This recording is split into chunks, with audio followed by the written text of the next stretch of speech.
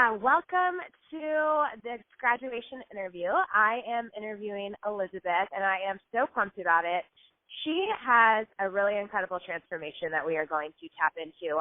She came from the world of chronic dieting, and the Beating Binge Eating Blueprint was kind of her line in the sand moment where, she was releasing the dieting and really stepping into a new way of being. And so I'm so pumped, Elizabeth, to have you here. Thank you for your time, and, we can just go ahead and jump right in. Awesome. Thank you so much for having me.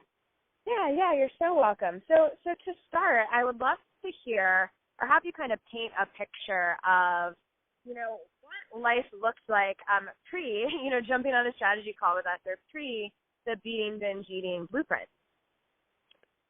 Before I contacted you, I was miserable. I hated everything about myself. I was in an abusive relationship with myself.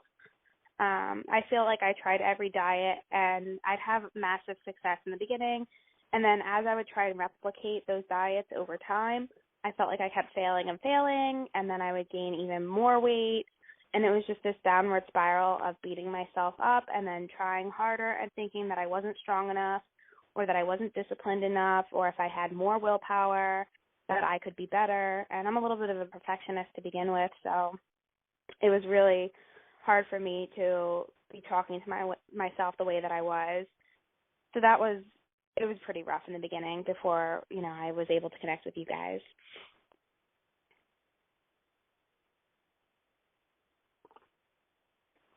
Oh, sorry about that. I clicked mute as usual. It's a bad habit. No worries. And so, okay, gotcha. So, yeah, I know that there was a lot of dieting and a lot of that.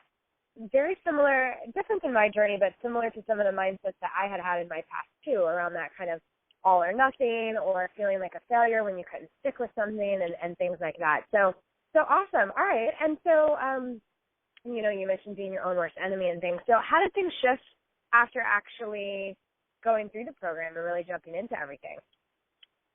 I mean, now I'm a lot more kind to myself, and it bothers me when other people talk negatively about themselves because I see so much of myself and who I used to be and how awful I would treat myself.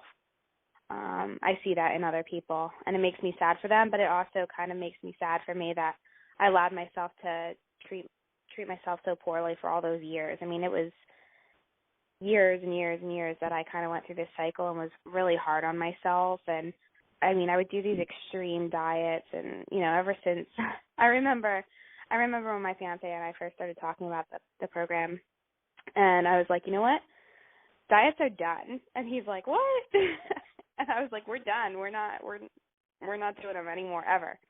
It is what it is. And he's like, okay. So he was so excited because he hated eating healthy.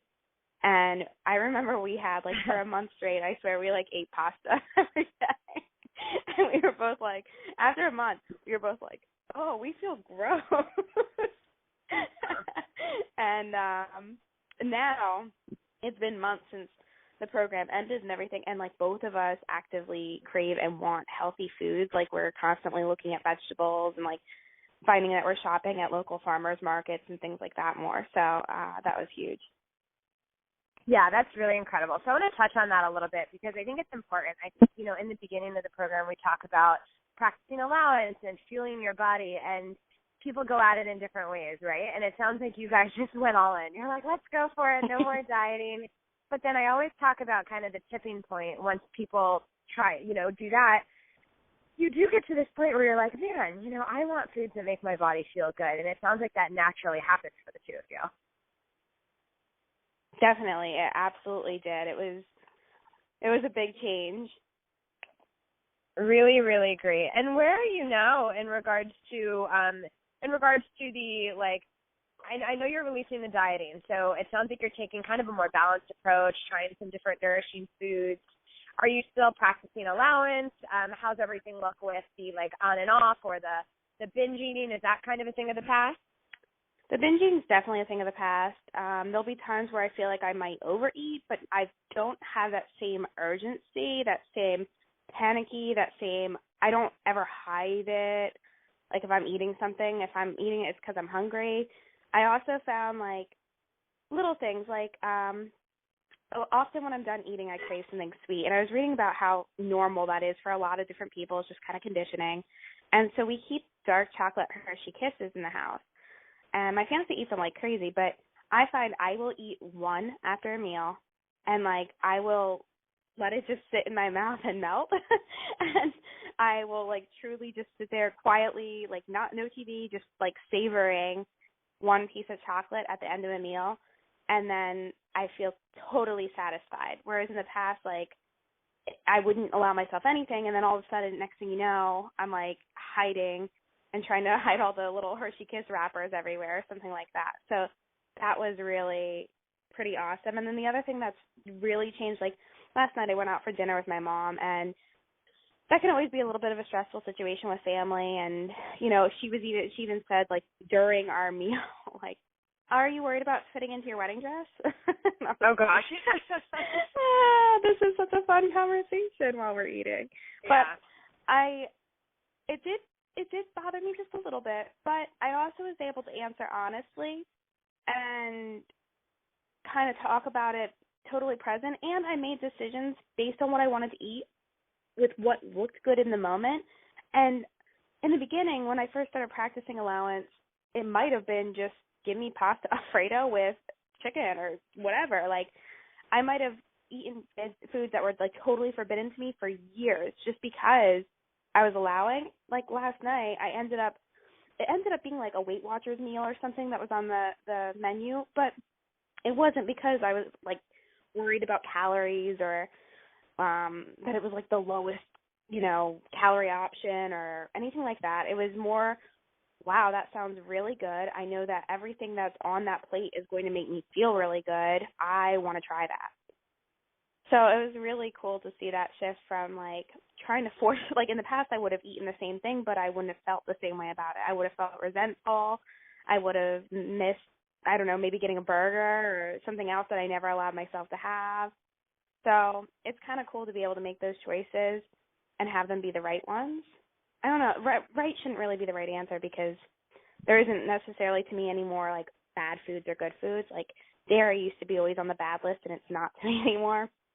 But I feel like I'm making healthful choices and nutritious choices based on what's going to make me feel really good and also what satisfies me in the moment. And that's not to say, like, later that night we were doing a group study and everybody got dessert and I ordered a slice of pie. And, like, I ate, like, half of it and I split it with another girl, and then we ended up just, like, leaving all this leftover pie, which never would have happened in the past. So, again, the whole thing just feels so much more natural. Like, I feel like I'm part of society again and don't have all these crazy food things going on. That's so awesome. And, you know, and too, it's so interesting, like, that experience you had with the Weight Watchers meal. I do the same thing. Like, I order off the lean menu on whatever, and it's not intentional. It's just like, oh, that piece of salmon and the, like, whatever sounds really good with it. And, you know, it's different because same thing with me. When I did that stuff before, I'd be annoyed I wasn't having the burger, the pizza or whatever. And then I'd most likely, like, hit a drive-through or, you know, sneak food out of my cabinets and hide the wrappers or whatever that is after. There was, and you mentioned that too. So it's just so powerful. I hate the word normal because what's normal really, but it does sound like there is some normalcy and just balance and ease, I think, for you is a big thing, you know, not having to think so much and having just kind of like this second nature, easy relationship with food in a really short span of time. You know, the program is 8 weeks, and then how long have you been graduated from the program? Probably about 2, maybe even 3 months. Okay, yeah, that's what I was thinking. I always forget right before these calls. I mean to look and see, like, when the date was. I was thinking 2 to 3 months too. I think it was like 2 to 3 months. The other thing I would say too is I have to say, shame on me, but I kind of didn't believe you when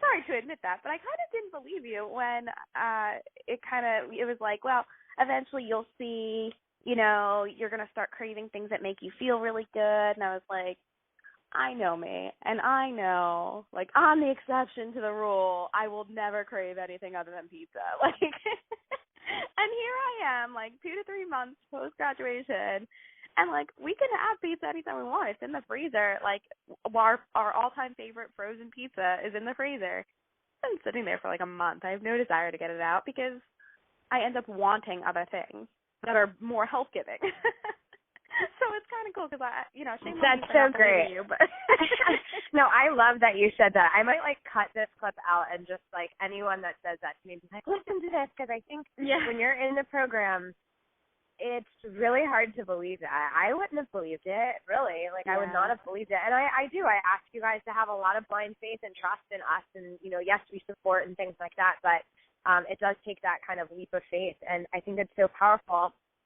Because I always see it happen. It happens with everyone when you go all in and really, really jump in. So I think that's a great piece of information to just kind of share with people out of the program, but really people in the program who can definitely really trust the process. So awesome. Really cool. So you did go all in, and even if you had your fears or your doubts, or hey, maybe you didn't believe me, you still kind of were like, hey, I'm doing this anyway. I am going all in, and we saw it in the group and your amazing contributions to the women and things like that. So what allowed you to go all in? What was your big aha or takeaway that you can kind of that you took away that allowed you to go all in, and also allowed you to have just such success after and maintain the freedom that you achieved during the program? I would say there was three things that kind of played into this whole kind of storm of making it all work together. So initially, I kind of gave it, I was like, this is it. I just decided it was this or nothing. I couldn't keep doing what I was doing. So I couldn't keep trying different diets. I couldn't keep putting my body through this roller coaster. I couldn't keep beating myself up and being miserable. I couldn't keep doing all the things I was doing every day. I was so depressed. All around, and it was affecting every area of my life and how I showed up for people. And I just kind of decided it is this, because if this doesn't work, then I give up on everything, and who knows where I go from here. So it was kind of like do or die, which sounds so overly dramatic, but it really was for me. I was just like, I can't. So either this works or nothing, because I'll give it my all. I have nothing to lose at this point. So that's kind of how I showed up, and that's what allowed me to commit fully. And then releasing restriction was huge, and I'm so glad you arranged the modules to have restriction go first, because from week one, when you first sign on and if you pull the trigger, you kind of get, I don't want to call it buyer's remorse, but you get this little fear inside of you, oh gosh, what did I do? And actually, my background story of this too is I joined a network marketing company for a while, and it was a really, really, really high cost of entry. And I spent way more than I normally would, and I was like, okay, and then I did it, and then I freaked out, and I only did it for 6 months, and I was actually pretty successful with it, but it really is just not my thing. And I remember people saying blind faith, and it was there were some aspects that felt similar that made me nervous. So I was like, what did I do? And then I got through your first recording, and I was totally at peace. And every week, right before I was planning on listening to the recording, I would go through this moment of panic, like the other ball's going to drop. I was just waiting for you to be okay, now that you understand, no more bread. I kept waiting for the other ball to drop, and I was so scared that I felt like you were giving me all this freedom, and I was like, she's going to take it away at some point. She's going to. I know it. And then I would dread going into that call, and then every single time I'd listen to a recording, I'd be like, oh my gosh, I feel amazing. I'm so excited. It was really empowering every single time. And so every single time I'd go into it this year, and then I'd come out feeling like a rock star. So the restriction was definitely another part of it, and thank you for making that first. And then the third thing that really was my aha moment was self-love. And that was something I know personally I could have spent a lot more time on. And so that's really what I pulled out of your program that I'm still focusing on, and I'm still working through, and I'm still learning about, and still during maybe just after the program, I made a self-love playlist based on some of the feedback girls were giving and everything. And I listen to it every day, and it just is really empowering, and it kind of works just like affirmations do. If you keep repeating to yourself that you're worthy and you're good enough exactly as you are, eventually you start to believe it, and you find yourself saying these things without anybody prompting you to. So that's really those three things. So it was restriction, the self-love piece, and feeling like it was all or nothing, I was going to fully commit. were the biggest aha moments and what really gave me the best satisfaction and the most success with your program? Really, really powerful. Just a couple things. I guess I'll start with the last one and work the way back. The self-love playlist, that sounds awesome. If you don't mind sharing that, I would love to hear what that is. Because it's, I know affirmations, meditations, and things they're great, right? But sometimes you just want to jam out and listen to music and get in the zone. So I think that's really, really cool. I also love that you took a part of the program and didn't think, oh my gosh, I have to have self-love mastered in week 6 or 1 week in the program, right? And you're like, wow, this is the area where I need to deepen. I talked to a graduate yesterday, and she pulled something different out, but she really ran with the emotional processing, like that was her thing.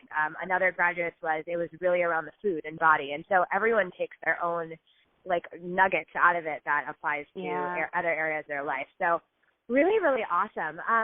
And then I think the biggest thing I want to note, obviously, yes, they're releasing the restriction. And the reason we do it on the front end is so you can be fueled to do the rest of the program and get those big wins on the front end of the program quickly. But what I really want to clarify, this is a theme with every single graduate that I talk with that's extremely successful with the program. I mentioned it in your intro, the line in the sand moment, the this is it, I'm doing this. And maybe it does sound extreme to be like, this is the only option. I just got the chills. No, but it's true. Yeah, it so is. True.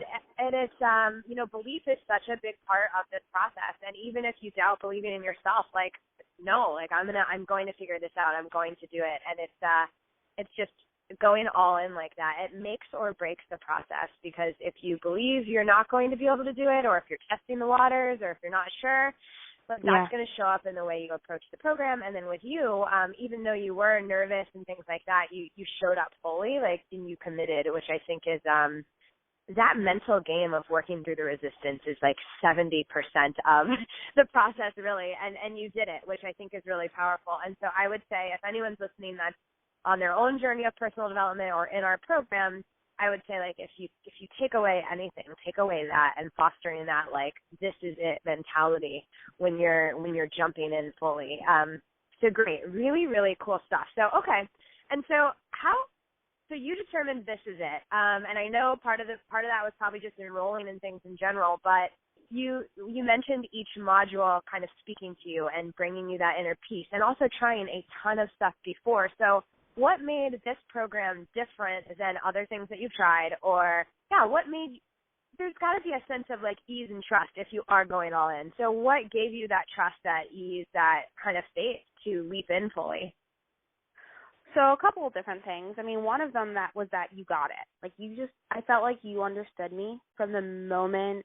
I think I saw a Facebook ad, and I think I saw maybe a short clip or something that you did, and then of course I clicked on it. So then, Google and Facebook and all these algorithms start popping these things up in your face. Now, binge eating disorder had been popping up in my feed for a while because I looked it up at one point, and then when I listened to you talk, it was like, oh my gosh, this is huge.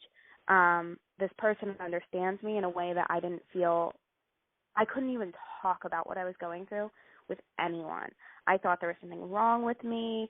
And when I've tried all these different things, they never really were specific to binge eating disorder. They were always just how do I lose weight? How do I create a healthy lifestyle? Which is insane to me, because all these things that were supposed to be lifestyle changes were totally crazy.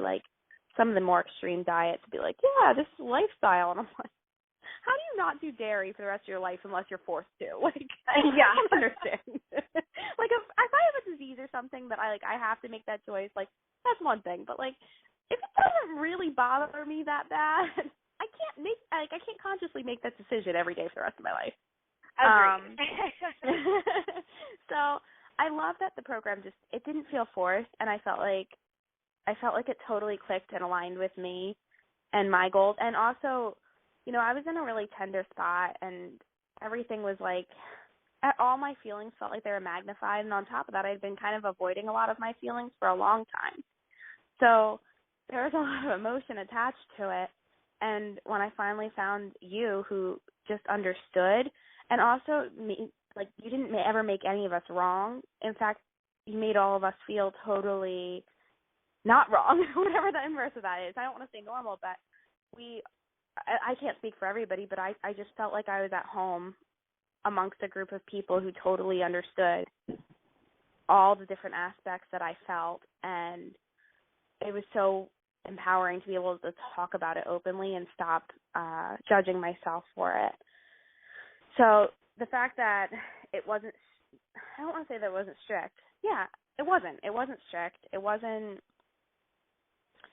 like we had all these rules that we had to abide by, and like weekly or monthly check-ins where we'd have to, weigh in front of a group of people or do something that could embarrass you if you didn't hit your goals or something like that. It was really just a really empowering and kind environment when that's exactly what I needed.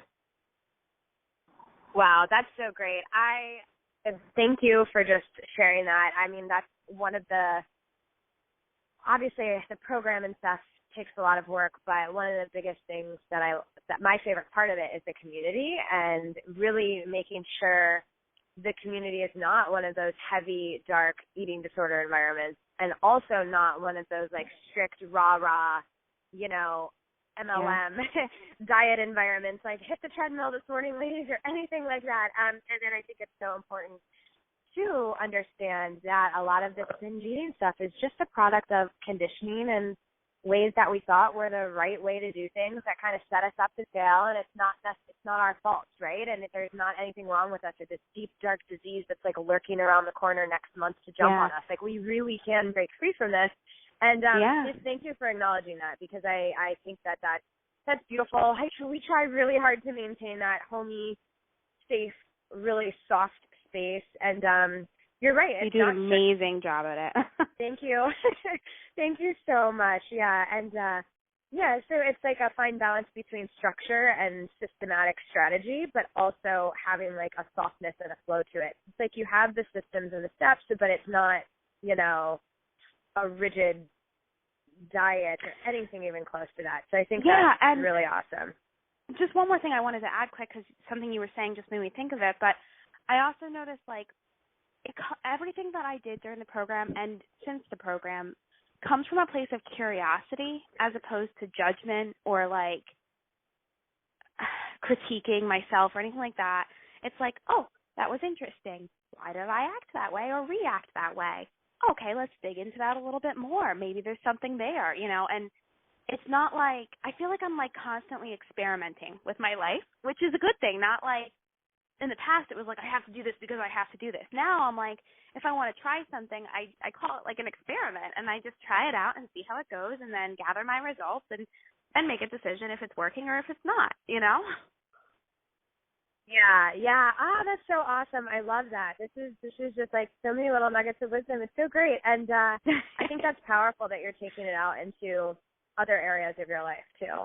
Because everything we do with our body and food ripples out into all areas. And the same way we are with our body and food is usually how we show up in most other departments at some level, right? Like with that criticism and inner talk and things like that. So yeah, I'm with you. I think I do the same thing with the curiosity and exploration, where I used to do something and be like, why did you do that? You're such an idiot. Goodness knows what kind of negative self-talk I had. So really, really awesome. Well, piggybacking off of that, I'd love to hear, we're talking about other areas of life. You've kind of already answered this, but any other kind of unexpected outcomes that have shifted in other areas besides your body and food since completing the program?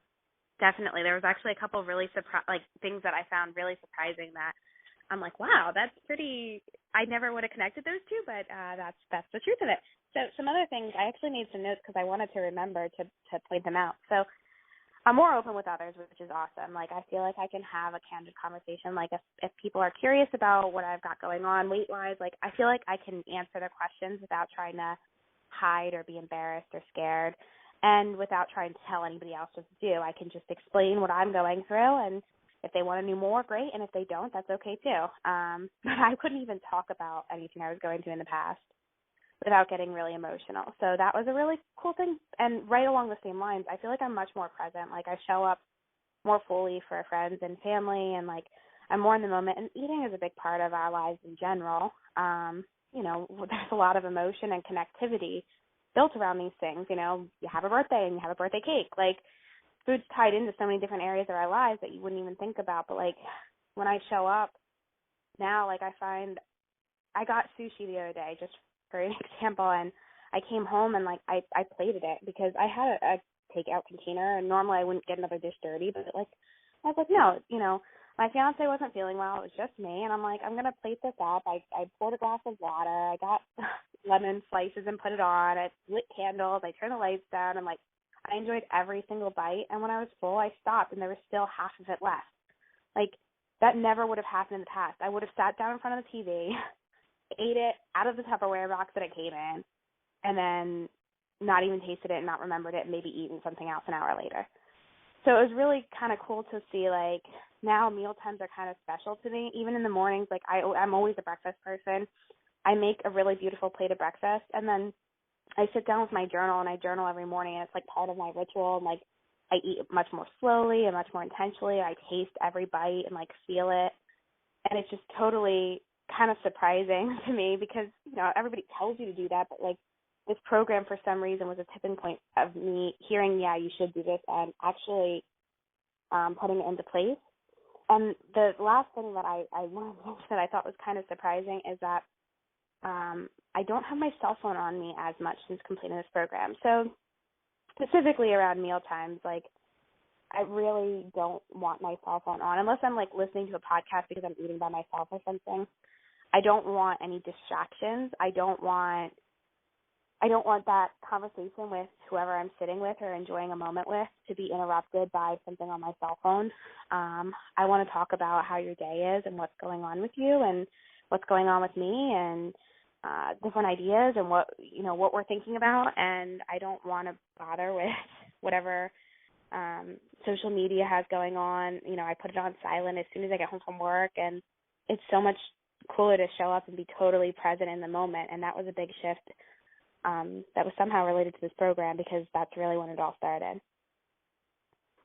Wow. Yeah, it's really incredible. I love everything you've shared, and I think the present moment piece is, I don't want to say the most powerful because everything's powerful, but it's just that, just taking, if you just took away presence, you know what I mean, and you improved your presence, like being able to be present at meals and journaling and phone-free and an intimate conversation and connecting. I mean, that alone is just enough to create a massive ripple effect in your life and also the life of others and who you connect with and who you surround yourself with. I'm sure, you know, your is fiance, right?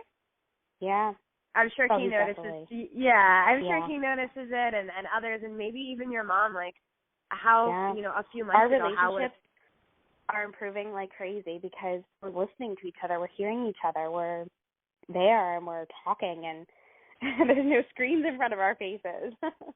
It's so awesome. Really, really, really cool. Yeah, especially now with how things are and how like engulfing Facebook and the news and well, called the news, I guess. It can be, and all of that. So, yeah, this is really, really good stuff. So cool. All right, so amazing, amazing things. On the flip side, not that struggles are bad, because we've learned that, you know, any struggle is a chance to learn and grow, right? And I actually like the struggles in the program because if it was just easy breezy the whole time, I don't know if people would dig as deep, right? You have to kind of dig deeper when things are a little tough. So if, you know, what was your biggest roadblock or biggest struggle, you know, or just biggest time that you had to really dig deep to keep going, and what kind of allowed you to move beyond that in the process? Well, I had plenty of, I don't want to call them setbacks, but I had plenty of times where things were a little bit more of a struggle.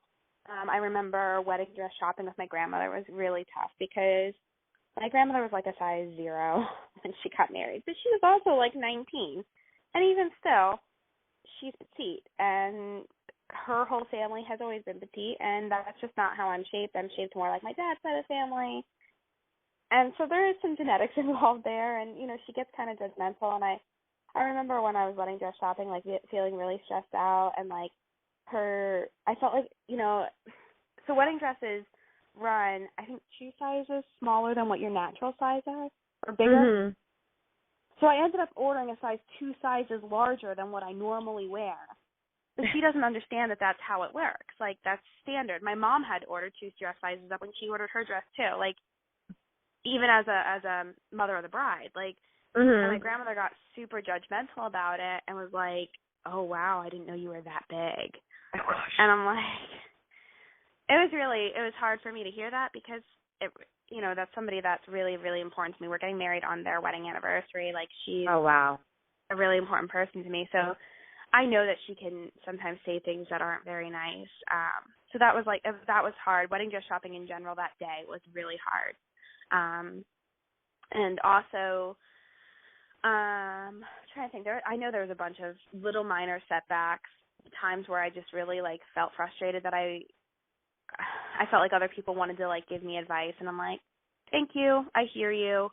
I'm gonna stick with what I got going on right now because I want to see this through. I don't, not really soliciting advice right this moment.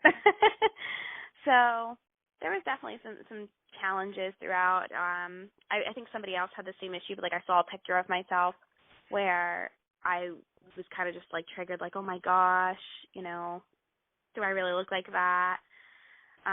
So little things like that can always kind of throw people off, and they still happen from time to time. Happened again recently where I saw a photo of myself and I was like, please do not tag me in any of these. I look so terrible. I don't think I actually look like that in real life.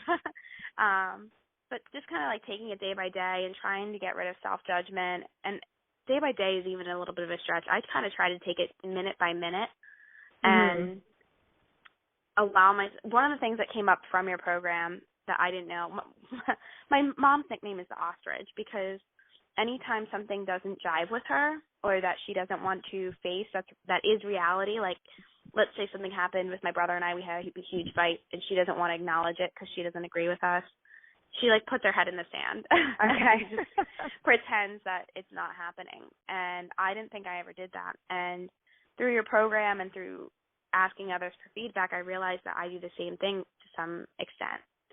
And so I realized I wasn't processing emotions the way that I could. So I've started to I still feel like I'm in the beginning stages of it, but you had said sit with those emotions and just allow them to wash over you and just let it happen and just be present, lay down on the floor and just hang out until those emotions go through. And I even wrote down, I think you talked about the life cycle of an emotion. Did you talk about that? For 10 minutes, I think. Yeah. It's it depends, but 10 to 15 normally they can kind of you'll still feel sad, but it's that debilitating full body charge of it. The triggered charge can dissipate. In as little as 15 minutes if you actually let it. It's a trick. Yeah. So I actually have that written down I have a running list of things that I want to explore more that I'm curious about, and that made it to my list because I don't think I've ever allowed myself to truly wait out a life cycle. I always move to fix it. I always move to try and make it better. And sometimes that's food. Sometimes that's trying to just call somebody just so I can talk about anything other than me. Sometimes it's just getting in the shower and turning on music and zoning out and not thinking about it. So I think that was really the whole struggles with all sorts of stuff along the way at least brought attention to the different areas of my life where I want to explore a little bit more. I want to learn a little bit more about what I typically do and what other options I have, and just taking it minute by minute and not even worrying about the whole day at a time. Yeah, I think that's great. And what I'm hearing, and correct me if I'm wrong, of course, but just from the outside looking in, it kind of looks like you gave up the fight a bit. I don't mean gave up in general, surrendered, waved the white flag, surrendered. I mean surrendered into the process and surrendered into okay, emotions are still going to come up. I might not get self-love on lock after watching 3 videos on it. Right. Just kind of accepting that there were things that were going to come up and learning and just opening your eyes and exploring those more, it seems instead of just making yourself wrong because you didn't get it figured out or okay, I need to implement this and do this and love myself. It was no, I do understand that self-love is at the root of this, and I understand that's the place I need to go, and I'm going to continue to go there and remind myself of these things and just kind of deepen it that way. So I think that's really, really, really powerful. Yeah, you mentioned the list. Did you do Post-its? Did you do anything to kind of remind yourself of either your commitments, your affirmations, your mantras, any little things you did that kind of for the people in the program more than anything, like a little technique you use to remind yourself in those moments that it was going to be yes okay. And no. Yeah. I originally had like Post-its like inside cupboards and stuff, and my fiance like was relentless with making fun of me about it. That's awesome. So like every time he'd go, like I'd go in the cabinet, he'd be like, "Is that nourishing?" And I'm like, "Get out of here." Oh gosh. Like I don't know. I still don't know if it's nourishing or not. I'm still learning. Like I feel like a baby learning to walk. Like I don't know. Too funny. Excuse me. So, listening to them, like even in the car, like so I'm in outside sales. I drive around a lot, and I would like if I couldn't get on your calls, I would listen to your recordings while I was driving, and that throughout the day would be enough of a boost to like have me saying my affirmations. And like I was really, really strict about listening to them in the morning or whatever time I was able to make time to do it. But I don't think like if one day went by that I didn't do it, that would be a lot, because I was so fully committed that I was like, you're going to do this. You're going to do this fully. You're going to do this completely. You're not going to half-ass any of this. You're going full ass. And you're doing it. And sorry, I'm just getting over a cold.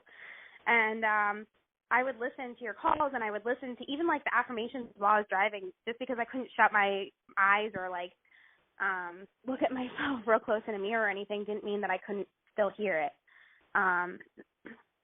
I would still try and do them with my eyes shut, like again later that day or in the morning before I left, or I would, you know, do the mirror exercise, but I would do it every single day. And there was a big shift to just saying like this is the same as like brushing your teeth. It's not the highlight of pretty much anybody's day to go brush their teeth.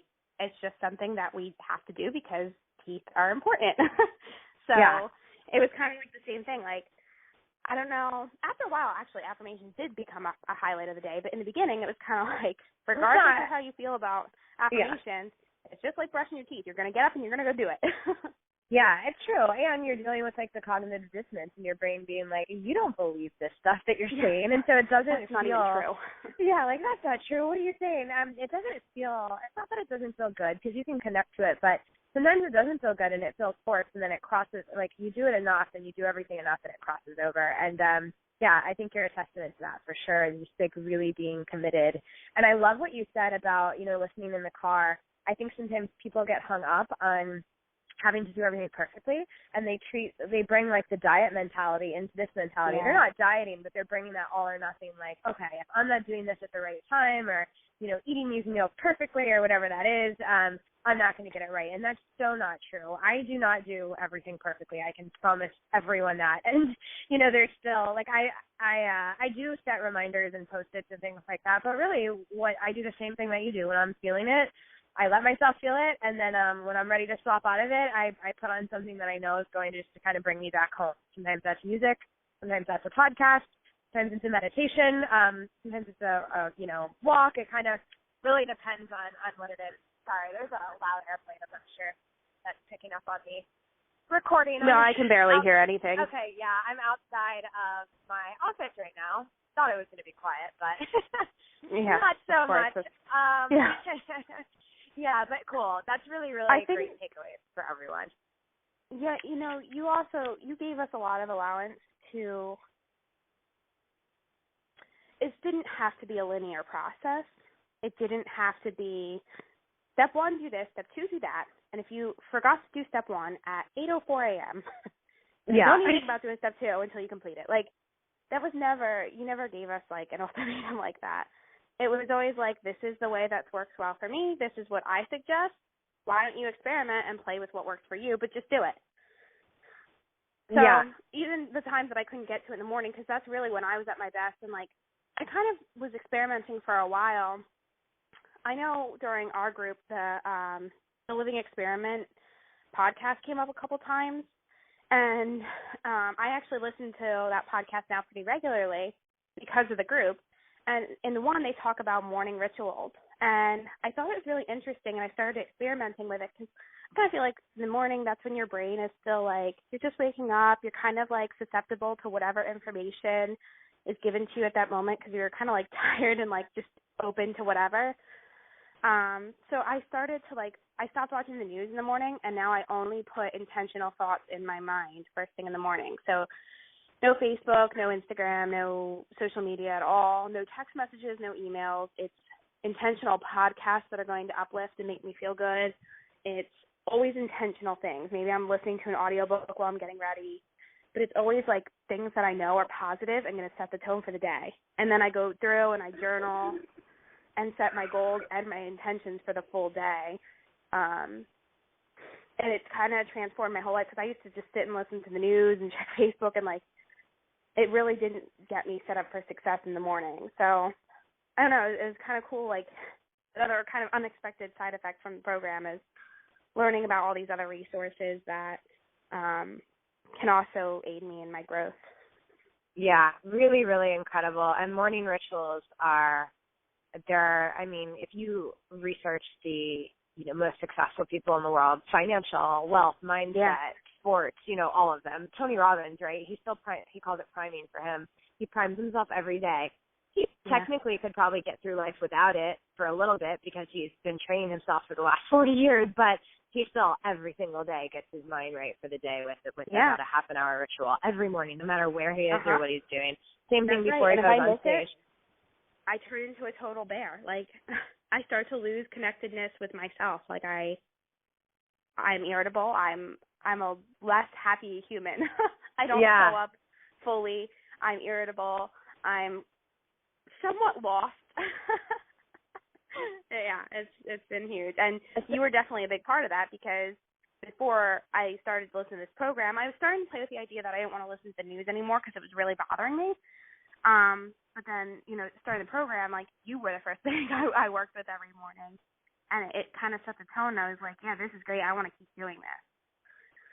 Yeah, really, really powerful stuff. Awesome stuff. And just to disclaimer for everyone, it's not like you started this and it was just like, yes, this is my new routine every morning. There was resistance in the beginning. And it took doing it every day and then, listening to the modules every day. And then it got to that place where it's like, oh, I can't live without it. So I think people expect it to feel like I can't live without it the first time. And you may have those really connected moments with it the first time, so I'm not saying that that's not going to happen. Yeah. But there's still some resistance sometimes, just definitely, whatever it might be. So it's building a habit and it's like building a muscle. So really, really cool stuff. Awesome. Well, what else? Oh yeah. One last question, just for anyone that's in the program. What's the kind of, if you had to say, any words of wisdom or one thing that you would tell people to take away from the program, what would that be? What would your little piece of advice be for anyone to get the most out of it? I would say definitely be kind to yourself and be gentle with yourself because you're learning a lot of new information and it's easy to it's a tender spot and you need to be gentle with that until you can touch it and it doesn't hurt as much. And I would say commit fully to making your life better and to this program specifically because you're worth it and it will work if you let it work. You deserve happiness and you deserve freedom. And, most people, I shouldn't even say most people, I don't think that most people experience the level of freedom that some of your graduates experience. But I think everybody's worth having that. And I think you just got to be gentle with yourself and fully commit and decide if this is how you're going to change your life. It's so worth it.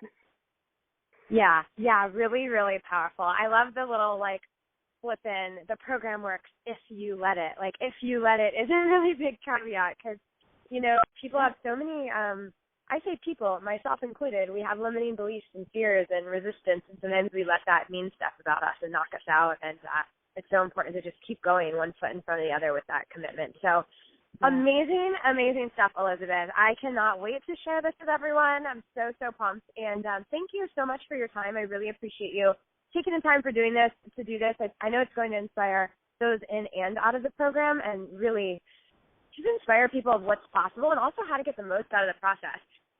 Yeah, thank you. I mean, truly, you have no idea how much you've changed my life. I mean, maybe you have some idea, but you're really a critical part of how my life's changed and growing. So I can't thank you enough. Oh, thank you. Yeah, that just it lights me up. It keeps me going.